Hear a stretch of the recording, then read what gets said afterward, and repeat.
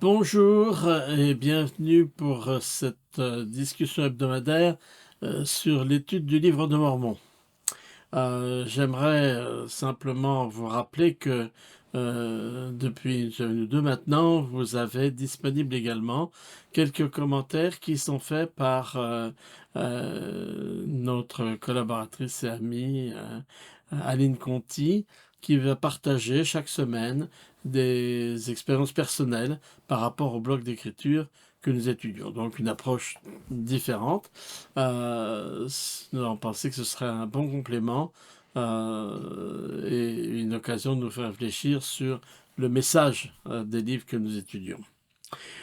Ce soir, nous allons étudier, enfin cette semaine, nous allons étudier 4 petits livres: Énos, Jarom, Omni et les Paroles de Mormon.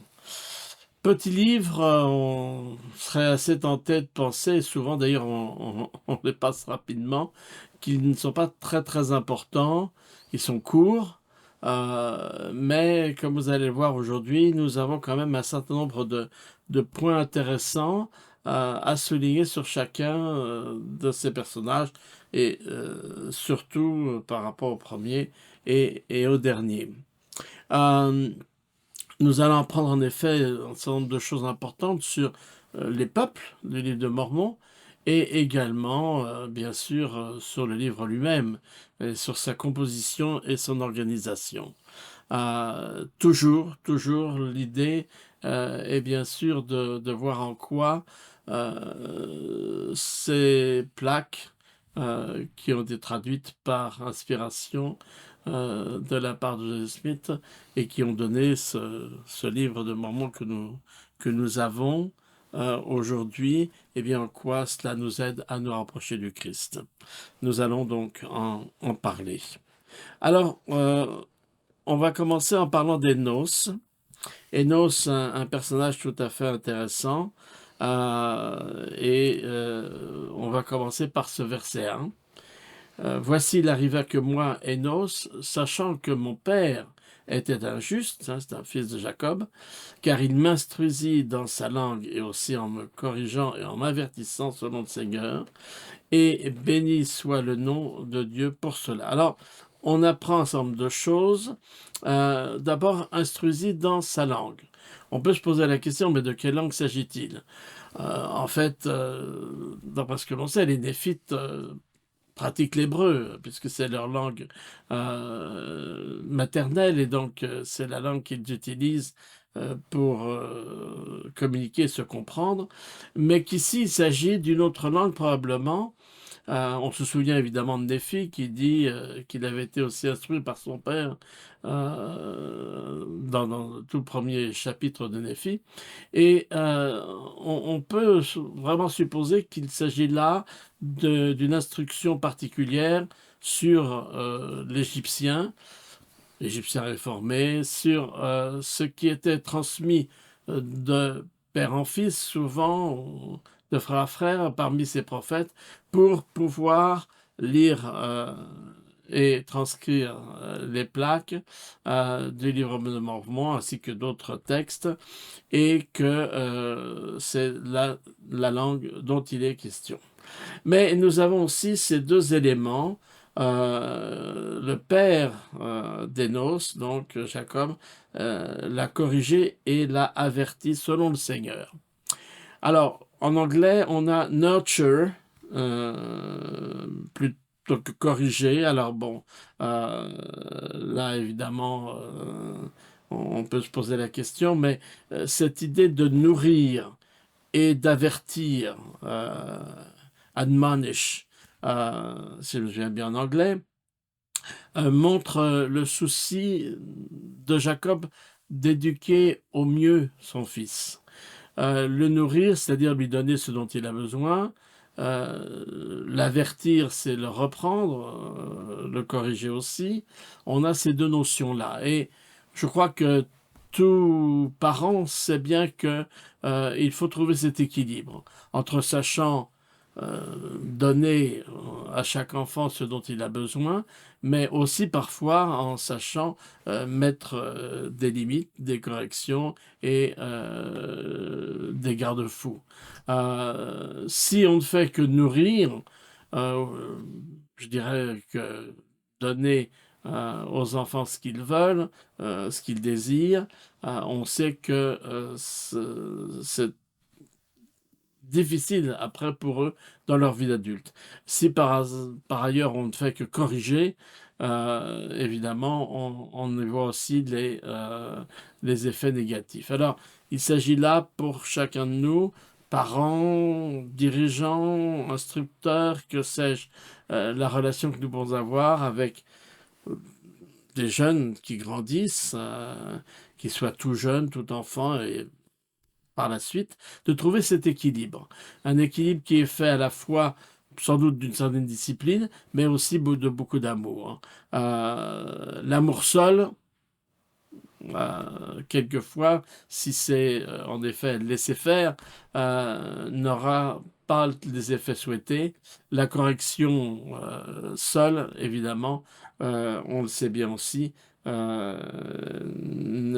n'apportera rien de bon. Alors cet équilibre-là, eh bien, c'est un équilibre que Jacob semble avoir réussi à trouver. Et nous avons ici Enos qui a grandi. Et Enos, ben, il nous dit qu'il est dans un état particulier. Peut-être aussi parce qu'il vient de recevoir la responsabilité de ces plaques. Et il sait que c'est lui qui en est maintenant le gardien, que c'est lui qui va devoir prendre cette charge supplémentaire et qu'il ne se sent pas tellement à l'aise. Je pense qu'on peut tous euh, voilà, se sentir très proche de lui parce que il y a bien des circonstances dans la vie, et en particulier dans la vie spirituelle, où on ne se sent pas toujours à la hauteur des tâches qui nous sont confiées. Et donc il nous parle de la lutte qu'il va soutenir avec Dieu pour recevoir quoi? Eh bien le pardon de ses péchés. Euh, Évidemment, on pense un petit peu à Joseph Smith ici, qui lui aussi a reçu une charge considérable dans sa jeunesse et qui lui aussi a cherché, à travers la prière, à savoir ce que le Seigneur attendait de lui, à rechercher le pardon des fautes qu'il avait pu commettre, qui n'ont pas été des grandes fautes, nous dit-il, mais bon, se laisser aller un petit peu à l'excès de la jeunesse. On a ici cette lutte intérieure pour pouvoir être à la hauteur de la tâche que le Seigneur a pu bien confier ici à Enos, à Joseph Smith, et puis quelque part à nous tous. Je crois qu'on peut tout à fait se sentir en adéquation avec ce qu'ils ont vécu et ce qu'ils ont ressenti. Alors, ce que nous raconte Eno, c'est une histoire intéressante puisqu'il part chasser. Il part chasser les bêtes dans la forêt. Bon, nous sommes à une époque où, si on a un besoin particulier, on va au supermarché du coin et on a tout ce qu'il faut. Là-bas, pour se nourrir, il fallait évidemment donner de sa personne et aller chercher, chasser, etc. Et tandis qu'il est en train de chasser ces bêtes dans la forêt, lui reviennent les paroles de son père. Paroles concernant la vie éternelle, les joies des saints, et tout cela, petit à petit, pénètre dans son cœur. C'est intéressant de repenser à cela. Adam Maxwell avait l'habitude de dire quelque chose en substance. Certains des sermons les plus grands de l'histoire seront prêchés depuis le pupitre de la mémoire à un public d'une seule personne. C'est-à-dire que il y a des choses qui nous reviennent. Et là, je crois que, puisqu'on parlait tout à l'heure d'éducation des parents, il y a aussi cette espérance que lorsque l'on enseigne ses enfants, on n'a pas toujours la notion de l'héritage qu'on peut leur laisser. Or, cet héritage va les aider à un moment particulier, peut-être parfois des jours, des années plus tard, à faire les bons choix et à savoir ce qu'ils doivent véritablement choisir dans leur vie. Donc on a ici cette situation des noces et il nous rappelle au verset 4. Et mon âme était affamée et je m'agenouillais devant mon Créateur. Et je criais vers lui en une prière et une supplication fervente pour mon âme.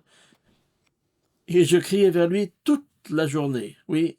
Et lorsque vint la nuit, j'élevais toujours très haut la voix, de sorte qu'elle atteignit les cieux. Alors, je ne sais pas si vous avez jamais chronométré vos prières, je pense pas. C'est pas une activité à laquelle on se livre. Mais si vous essayez un jour, vous vous rendrez compte que, en général, nos prières, elles sont très courtes, relativement courtes.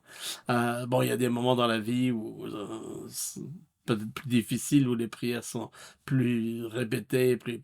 Mais là, on a vraiment toute la journée où Enos va prier.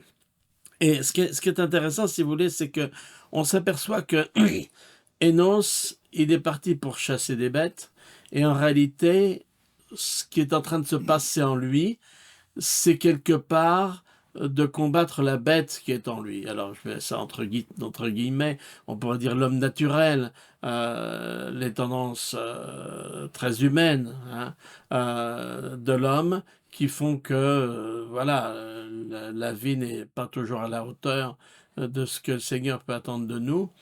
Mais je crois que c'est important de voir ce cheminement. Et évidemment, il a fallu toute une journée, voire voilà, la nuit, pour qu'il puisse ressentir une réponse. Alors, cela m'amène à une comparaison avec un autre personnage dans les Écritures. Ici, nous sommes dans l'Ancien Testament dans le livre de la Genèse, exactement au chapitre 32. Un épisode très célèbre de Jacob. Alors Jacob, non pas Jacob le père d'Énos ici, mais Jacob le patriarche, celui qui donnera son nom au Jacob du livre de Mormon, le Jacob qui deviendra, d'ailleurs après l'expérience dont on va parler, Israël, et qui sera le père des 12 tribus d'Israël. Eh bien, ce Jacob nous apprend, le chapitre 32 de la Genèse, a dû lutter également avec le Seigneur. Nous dit-il, toute une nuit, il va lutter avec un ange du Seigneur et finalement comprendre quel est son nom, hein, Péniel. Euh, et ce terme dans la Bible peut être rendu celui qui a parlé face à face avec Dieu. Donc on voit bien que plus qu'un ange ici, il s'agit de l'Éternel et que cette lutte est sans aucun doute la lutte que nous devons tous mener contre les tendances peut-être mauvaises, animales entre guillemets, qui peuvent nous animer parfois. Et c'est ainsi que Jacob recevra lui aussi des réponses importantes et des bénédictions. Hein. J'ai eu la vie sauve, dira-t-il, et que nous avons, verset 5, d'Énos, et une voix me parvint, disant Énos, tes péchés te sont pardonnés et tu seras béni. Donc, je crois qu'il est intéressant, on pourrait parler d'autres luttes que certains prophètes ont eu à mener, ou certains personnages que nous avons dans les Écritures, euh, pour vraiment réussir à trouver leur vocation, à être à la hauteur de la tâche qui leur était confiée. Alors, je pense que c'est important pour nous de nous souvenir de cela, parce que on peut se dire, mais pourquoi si longtemps? Certes, le Seigneur aurait pu répondre relativement rapidement, aux prières d'Énos ou à Jacob. Mais pourquoi attendre? Pourquoi cette durée? Je crois qu'ici, il y a une question de ce qu'on appellerait aujourd'hui le timing. Certes, Enos aurait pu ressentir le bonheur de savoir tout de suite que ses péchés étaient pardonnés. Mais fallait-il... Bon, évidemment, ça s'est passé comme ça, donc sans doute que le Seigneur avait ses raisons. Mais est-ce que bien souvent, nous ne vivons pas des situations, nous aussi, où nous espérons des réponses, nous attendons que des portes s'ouvrent, nous prions pour telle ou telle bénédiction, et tout cela tarde à venir.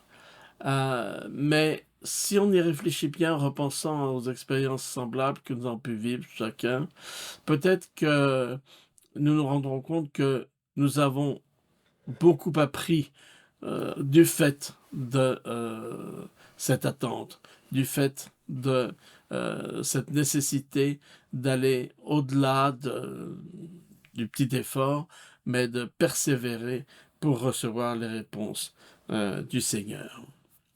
Alors cette lutte, je crois que nous devons tous, d'une manière ou d'une autre, la mener pour différentes raisons. Et cette voie lui est parvenue. Et alors, qu'est-ce qui se passe après? Parce qu'évidemment, c'est tout à fait intéressant. Et lorsque moi, Enos, j'ai entendu ces paroles, ma foi au Seigneur commence à être inébranlable. Donc, vous voyez, ce temps semble avoir joué aussi pour lui donner une profondeur dans ses convictions et aussi lui donner le sens des réponses qu'il a reçues. Et je priais avec beaucoup de longues luttes pour mes frères les Lamanites. Alors, c'est intéressant. Nous avons là une sorte d'étape.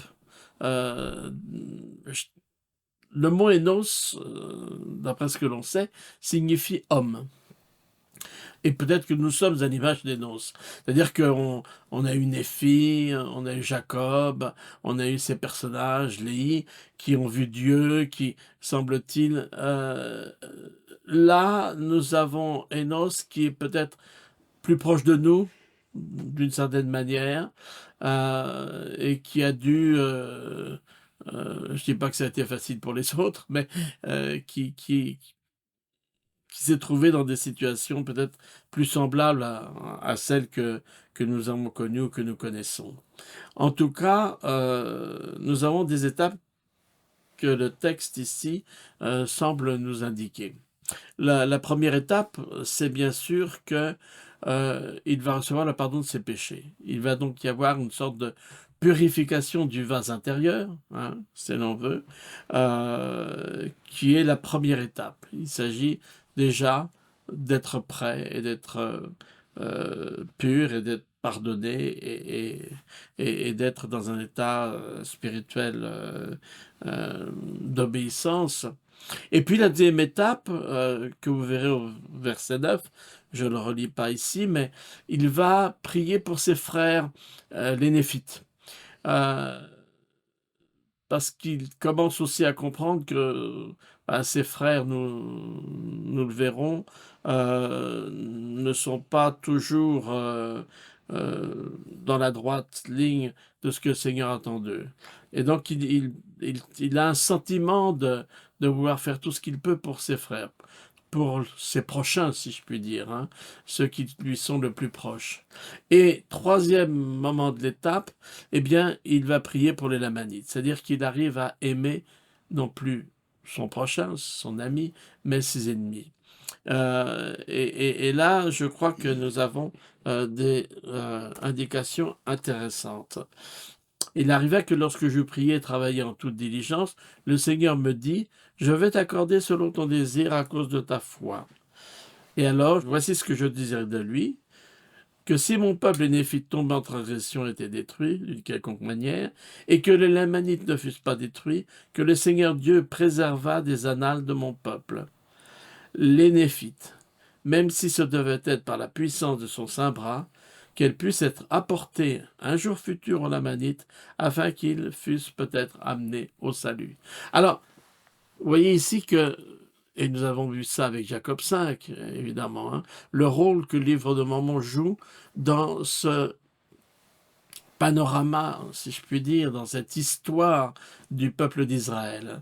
Et Enos lui-même a bien ressenti, a bien été inspiré que eh bien, ces annales, dont il est maintenant le gardien, pourront un jour apporter un témoignage à sa descendance, mais pas seulement aux Néphites, qui en effet seront détruits à cause de leur transgression, mais aussi aux Lamanites. Alors, je crois qu'il y a là ces degrés vraiment magnifiques euh, par lesquels le Seigneur peut toucher euh, tous ceux qu'il aime et bien évidemment l'humanité tout entière. Purifier le vase intérieur, ce qu'on attend de nous, aimer notre prochain, ce qui fait partie du premier commandement, aimer nos ennemis, et enfin, les annales, le livre de Mormon ici, à travers duquel toute cette vérité sera apportée, non seulement aux Lamanites, mais, souvenez-vous de l'introduction du livre de Mormon, aux Juifs, aux gentils, au monde entier. Et ça, je crois que c'est vraiment important pour nous de nous en souvenir. Nous avons là un modèle vraiment parfait qui est présenté. Alors voilà, on pourrait évidemment passer plus de temps sur Enos, mais nous allons passer à Jarom. Alors Jarom, bon, je dirais qu'on va passer relativement rapidement. Jarom, lui, nous dit qu'il ne va pas écrire les prophéties, les révélations. Pourquoi? Eh bien parce que ses pères, Néphi, Jacob, etc., ont déjà écrit. Et qu'est-ce qu'ils ont révélé? Le plan de salut. Et je vous dis, oui, cela me suffit. Donc, Jarom est très modeste. Il se rend compte, avec son humilité, qu'il n'a rien de plus à dire de mieux que ce que ses pères, très inspirés, grands prophètes, ont déjà écrit.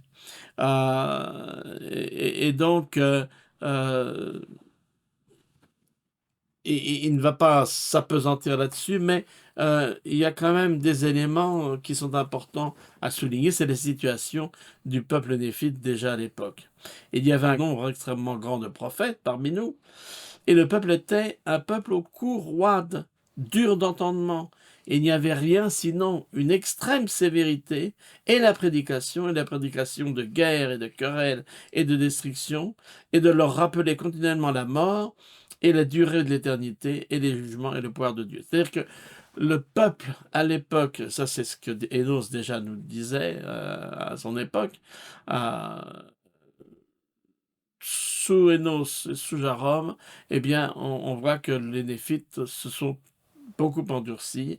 Il y aura des périodes plus fastes et plus fidèles, évidemment, mais à ce moment-là, malgré le grand nombre de prophètes qui sont envoyés, eh bien, il y a une situation difficile. Et, ils sont obligés de vraiment utiliser la prédication, mais une prédication, j'allais dire, un peu lourde pour leur rappeler le danger dans lequel ils sont, danger physique, hein, des guerres, etc., mais aussi danger spirituel. Et ça, je crois que c'est important pour nous de nous en souvenir. Alors, on va, à partir de là, passer tout de suite à Omni. Et c'est là qu'on voit, et on le verra avec les paroles de Mormon, que ces petits livres sont une sorte de passage, je dirais même de pont, entre les petites plaques et les grandes plaques. On va y revenir dans un instant. Alors on a en effet Omni, Amaron, Shemish, Abinadom, et finalement nous arrivons à Amaleki. Et avec Amaleki, nous apprenons l'histoire des Mulékites. Qui sont les Mulékites? Eh bien, Mulek est un des fils, semble-t-il, de Sédécias, au moment où juste avant que les Babyloniens, avec Nabuchodonosor, comme vous voudrez le translittérer, sont prêts à envahir et à conquérir Jérusalem, eh bien ce groupe de Mulékites vont partir. Mulek, en hébreu, euh, Malik en arabe, dans les langues sémitiques, c'est le roi. Hein. Donc, nous avons là un petit roi, un prince, qui va partir et qui, avec une partie du peuple, euh, vont donc se diriger aussi, guidés comme Léhi et sa famille, à travers les océans jusqu'à la terre promise. Sauf que les Mulékites sont partis sans annales, sauf que les Mulékites vont se trouver dans des querelles et des difficultés, ils vont perdre la connaissance de leur langue, et ils sont dans cette situation-là lorsque ils vont rencontrer les Néphites. Pourquoi? Eh bien, justement parce que à l'époque de Mosia, le Seigneur indique à Mosia de partir, de quitter le pays de Néphi où il s'était installé pour échapper, s'éloigner des Lamanites avec lesquels ils sont en guerre constamment, et pour conquérir un nouveau pays qui est appelé le pays de Zarahemla. Or, au pays de Zarahemla, ils vont retrouver les Mulékites. Alors, ils ne se comprennent pas, puisqu'ils ne parlent plus la même langue, ce qui fait que le roi Mazia va enseigner leur langue aux Mulékites, et finalement, ils ne deviendront qu'un seul peuple, et sous la direction d'un seul roi, le roi Mosia. Nous y reviendrons dans notre prochain livre d'études avec le livre de Mosia. Mais vous voyez que nous avons là une union qui se fait et un transport. Mais il y a un autre élément important, c'est que à travers cette découverte du peuple de Mulek, euh, ils vont découvrir également euh, d'autres annales que les Mulékites avaient récupérées.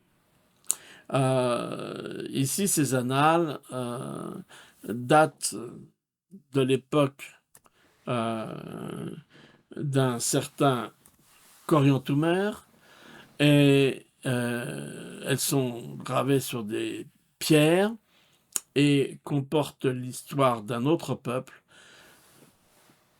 bien antécédent, puisque ce peuple-là, c'est le peuple qui est parti, enfin, c'est un des peuples qui s'est dispersé au moment de la tour de Babel. Et ce peuple, dont nous apprendrons plus tard qu'ils sont les Jarédites, est arrivé, et les Mulékites ont été en contact avec eux, et à travers donc les Mulékites, les Néphites vont hériter de ces annales du peuple jarédite. Vous le savez, plus tard, ce livre-là deviendra le livre des terres, que Moroni va placer dans le livre de Mormon. Et donc, nous avons encore ici, de nouveau, à cette époque-là, voilà, un moyen de raccrocher des choses qui se sont passées bien avant. Omni, verset 26, et maintenant, mes frères bien-aimés, je voudrais que vous veniez au Christ, parce que je ne voudrais pas qu'on reste sur Omni juste par les histoires des annales, des peuples, etc. Mais c'est un homme qui, ne serait-ce que par ce verset-là, nous donne un message spirituel. Je voudrais que vous veniez au Christ, qui est le Saint d'Israël, et preniez part à son salut et au pouvoir de sa rédemption. Oui, venez à lui et offrez-lui votre âme tout entière en offrande. Et continuez dans le jeûne et la prière et persévérez jusqu'à la fin, et comme le Seigneur vit, vous serez sauvés. Donc, peuple difficile à l'époque d'où nous sommes, Nénos, etc., mais également des promesses qui sont faites pour ceux qui voudront bien venir au Christ. Donc souvenons-nous, nous avons en effet la rencontre avec les Mulékites, ce qui signifie le changement de lieu des Néphites au pays de Zarahemla, et enfin la découverte de ces pierres gravées qui contiennent le témoignage et l'histoire du peuple des Jarédites qui donneront le livre des terres. Alors, arrêtons-nous un petit peu sur les plaques. Et si vous regardez cette image, elle est tout à fait intéressante parce que vous vous souvenez que Mormon, nous arrivons aux paroles de Mormon, va nous dire que dans sa production du livre de Mormon, eh bien, il n'a pas utilisé le centième de ce qu'il y avait à disposition. Alors, vous avez déjà vu la représentation des plaques, hein, à peu près 20 centimètres de hauteur, de côté, etc. Ces plaques d'or, dont la plus grande partie est scellée. Donc déjà, cette partie-là, je ne vais pas dire on n'en parle pas, mais on n'a pas grand-chose à en dire puisqu'on ne sait pas ce qu'elles contiennent. Mais on sait aussi, et là cette représentation de cette cave, si je puis dire, caverne de Mormon, où il a mais des quantités de documents et de plaques dont il va se servir, eh bien il nous dit que tandis qu'il est en train d'abréger, de faire un résumé des grandes plaques, les grandes plaques qui sont celles qui ont été écrites par les rois, c'est une histoire politique, militaire, bon, qui n'est pas absente évidemment de moments spirituels, cela va sans dire, mais il va en faire un résumé parce que c'est pas possible de tout écrire ou de tout dire, et il le fait dans un dessin qui lui est inspiré, bien sûr. Donc Mormon a, comme on le voit dans cette image représentant sa caverne, si je puis dire, avait à disposition un très grand nombre de plaques, un très grand nombre de livres, de documents, et il n'a utilisé qu'une partie, suivant l'inspiration du Saint-Esprit, pour préparer le livre de Mormon. Donc, il est en train d'abréger, il a abrégé cette partie des grandes plaques, qui sont l'histoire politique, militaire, mais aussi qui contient un enseignement spirituel, bien évidemment, de Mosia jusqu'à Mormon, jusqu'à lui-même. Et puis, il va découvrir une un tout petit livre, quelques plaques. Alors bon, je ne sais pas comment vous les représenter, mais enfin, qui sont déjà là et que lui va reprendre dans leur intégralité. Et ces plaques-là, ce sont les petites plaques de Néphi, qui contiennent premier et deuxième Néphi, qui contiennent Jacob, bien sûr, Enos, jusqu'à Omni, c'est-à-dire tout ce que nous avons étudié jusqu'à maintenant. Et cela, il va le prendre et l'ajouter dans ce qu'il est en train de préparer, qu'on appelle le livre de Mormon. Donc, les livre de Mormon, ce sont les petites plaques de Néphi qui sont données de façon, semble-t-il, intégrale. Et il les prend parce que il trouve qu'il y a énormément de prophéties concernant Jésus-Christ. Et donc, tout cela pour lui est le plan de salut, est très important. Et il va donc mettre cela avec les livres qu'il va abréger, résumer, ou dans lesquels il fera des choix, et ceci qu'il tire, lui, des grandes plaques de Néphi. Euh, et puis il va donner tout cela à son fils Moroni. Alors, évidemment, quand les paroles de Mormon, là, elles datent d'environ 385 après Jésus-Christ. Hein, elles sont intégrées là, alors que, évidemment, avec Enos, on, on est encore plusieurs centaines d'années avant la visite du Christ. Donc, il est important de comprendre cela. Et vous avez en haut, ici, les petites plaques de Néphi. Premier Néphi, deuxième Néphi, Jacob, Enos, Jarom, Omni.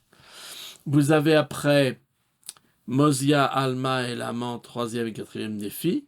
Et ça, ce sont les grandes plaques, avec ce que Mormon va rajouter lui-même. Et puis, vous avez ce que Moroni rajoutera. Moroni rajoutera quoi?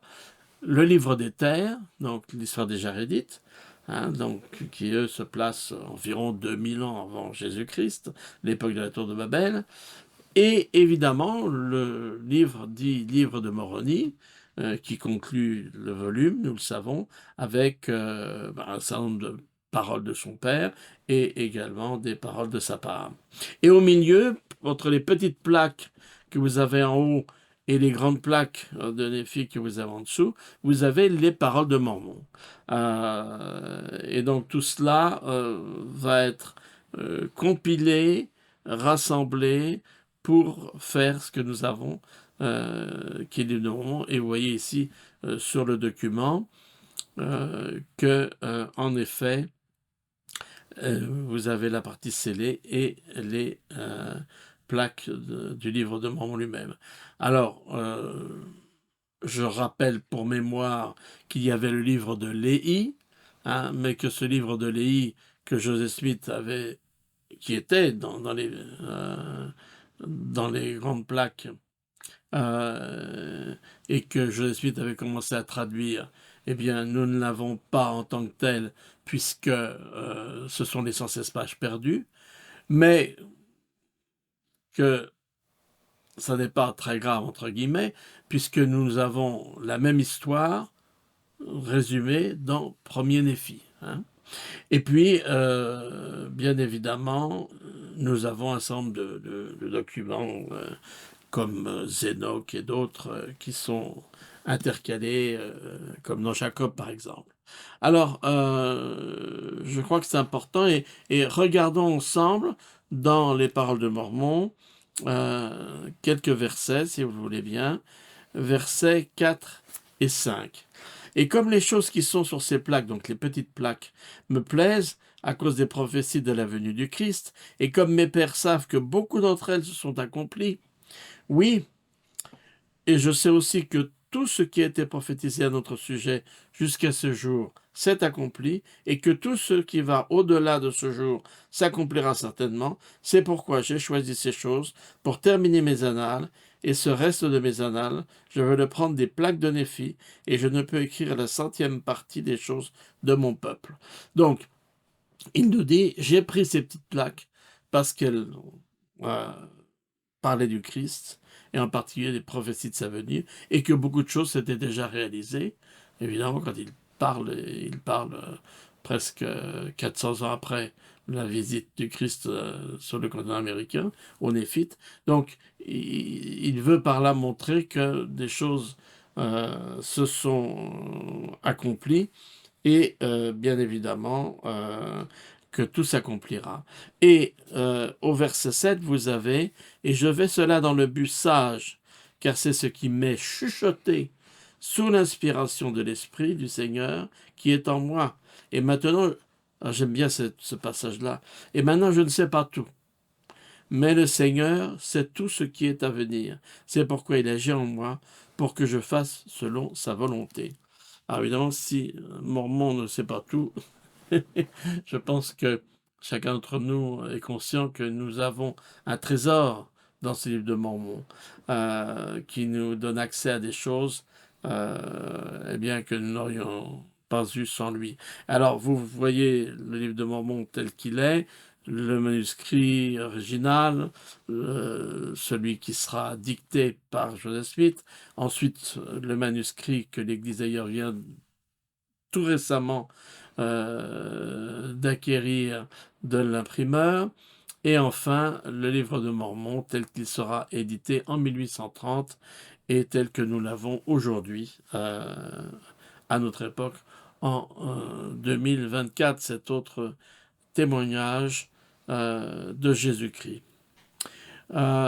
Donc, je pense que ce petit livre des paroles de Mormon est très important pour que nous comprenions bien à la fois les déplacements, à la fois ces différents peuples dont il sera question et la composition même du livre de Mormon. J'espère que cela vous aidera. Et j'arrive à la conclusion. J'arrive à la conclusion parce que la question qu'il faut se poser peut-être aujourd'hui, c'est en quoi ce livre de Mormon fait une différence dans notre vie. Parce qu'il ne suffit pas de l'avoir, évidemment. Hein. Il ne suffit peut-être même pas de le lire, mais il faut que ça fasse une différence. Et il n'y a pas très longtemps, lorsqu'il était président du Collège des 12, président Nelson a fait un magnifique discours, le livre de Mormon, que serait votre vie sans lui? Et je vous invite à relire ce discours, dont j'ai mis ici quelques passages. Mais vous pourrez relire le texte tout entier, qui est là pour nous aider. Premièrement, que serait votre vie sans le livre de Mormon? Deuxièmement, qu'est-ce que vous ne sauriez pas? Et troisièmement, qu'est-ce que vous n'auriez pas? Donc, il nous invite à nous poser ces questions-là. Il donne un certain nombre de réponses lui-même, et je crois que c'est tout à fait passionnant, et il continue. Mes chers frères et sœurs, je vous promets que si vous étudiez tous les jours le livre de Mormon en vous aidant de la prière, vous prendrez tous les jours de meilleures décisions. Je vous promets que si vous méditez sur ce que vous étudiez, les écluses des cieux s'ouvriront et vous recevrez des réponses à vos questions et des indications pour guider votre vie. Je vous promets qu'en vous immergeant quotidiennement dans le livre de Mormon, vous pouvez être immunisé contre les maux actuels, notamment le fléau tenace de la pornographie et d'autres dépendances qui engourdissent l'esprit. Chaque fois que j'entends quelqu'un, dont moi, dire « Je sais que le livre de Mormon est vrai », j'ai envie de m'exclamer « C'est bien, mais c'est insuffisant ». Nous devons ressentir au plus profond de notre cœur que le livre de Mormon est incontestablement la parole de Dieu. Nous devons le ressentir si profondément que nous ne voudrons jamais passer ne serait-ce qu'une journée sans lui. Voilà, je crois que cette invitation de président Nelson est on ne peut plus d'actualité. Aujourd'hui, nous avons besoin, en effet, de cette aide, de ce soutien, de cet éclairage que le livre de Mormon nous donne sur le monde dans lequel nous vivons et sur là où nous nous trouvons, spirituellement parlant, sur ce chemin des alliances. Puissions-nous vraiment, tandis que le livre de Mormon travaille avec nous au rassemblement d'Israël, nous puissions trouver la joie et le bonheur qu'il y a à servir pour avertir tous ceux qui cherchent la vérité. Bonne semaine à tous et à bientôt.